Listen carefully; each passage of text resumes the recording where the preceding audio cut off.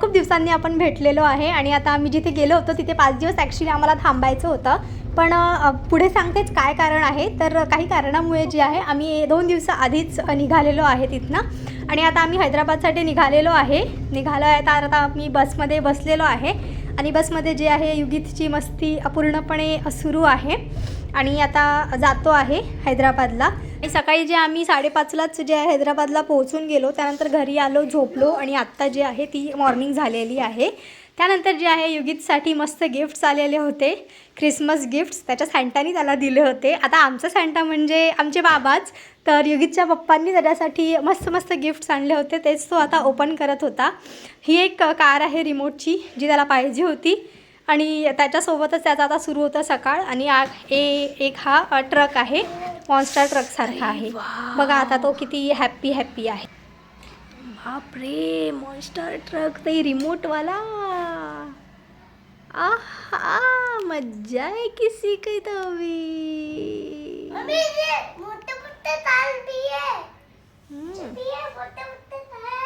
मोठे मोठे टायर आहे.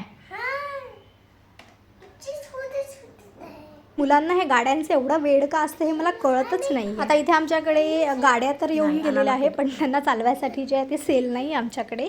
तर त्याच्यासाठी आमचा सुरू आहे की आता सेल आणावं लागेल दुकानातून, घरी नाही आहे.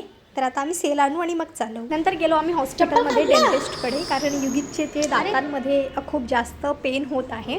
त्याच्यामुळेच आम्हाला लवकर यावं लागलं, कारण तो खूप जास्त रडत होता आणि तिथे ट्रीटमेंट करणं म्हणजे आणखी जास्त वेळ लागेल, म्हणून आम्ही सरळ इथेच आलो आणि इथेच ट्रीटमेंट करू असा विचार केला आम्ही. मग त्याच्यासाठी आम्ही आलो आणि आज दवाखान्यात आलेलो आहे. आणि आता आल्यावर आम्हाला वेळ असल्याकारणाने युगितचं मस्त इथे आपलंच खेळणं सुरू आहे.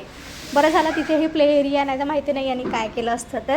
तर असा जोपर्यंत आमचा नंबर येत नाही तोपर्यंत आम्ही बसलो होतो 15-20 मिनटं.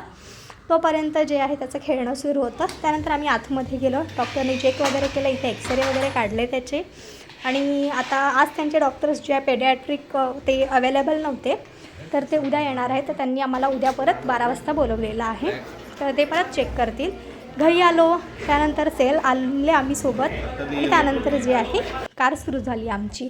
त्यानंतर आजच आमचा वायफायवाला पण आला, आम्हाला वायफाय इन्स्टॉल करायचा होता, तर ते लोक पण आजच आले. मग संध्याकाळी पण आम्हाला कुठे जाता नाही आलं. त्यांनी हे इन्स्टॉल करायला 3 तास घेतले. खिचडी, चटणी, 5:30 वाजतापासून आलेलं आहे जेवण, तर ते 8 वाजता पूर्ण लावून गेले. त्यानंतर घरीच